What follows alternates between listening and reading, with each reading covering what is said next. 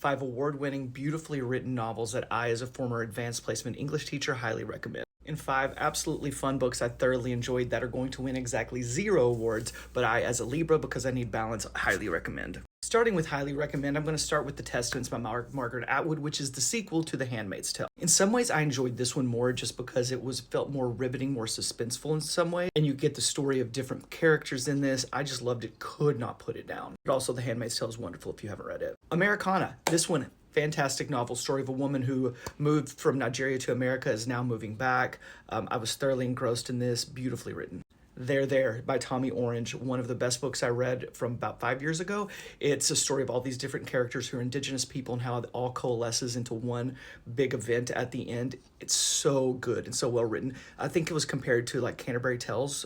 Trust, this won the Pulitzer last year along with Demon Copperhead, which if you haven't read, you shouldn't. But this is a slow burn of a novel. I wasn't sure at first because it's 4 like mini novels in one and they build upon one another. And but by the time you get to the end, it's almost like a Russian nesting doll, how they just all come together and you're like, oh my gosh, this is a story within a story within a story. It's so cool. And finally, Monstrilio. This one's a little more off the beaten path. It's this weird magical realism horror story. It's this beautifully written story about going through the stages of grief. It's about a mother who loses a child and regrows the child by taking their lung. I know you're either in or you're out, but I promise it's just, I loved it so much. And by the end, I was just in love with this whole book. Okay, now for the ones that are going to win no awards, but I love. Hidden Pictures. I saw this at a bookstore and thought it sounded up my alley.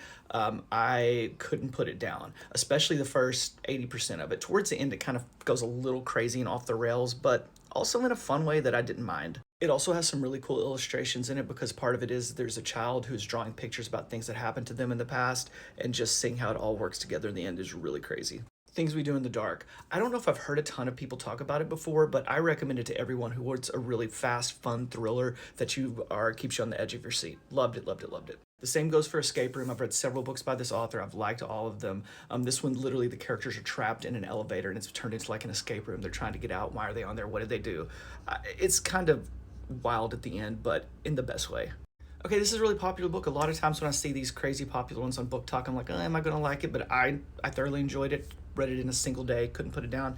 The ending, ridiculous, but in a fun way as well. I read this on a plane, Bathhouse, and wanted to throw it across the plane by the end of it because I thought it was so bad, but also I couldn't put it down because I had to know how it ended. It's this thriller set in a gay bathhouse. It drove me crazy, but also by the end, I was almost laughing how much I enjoyed it. Tell me about the books that keep you in balance, the good, the bad, and everything in between.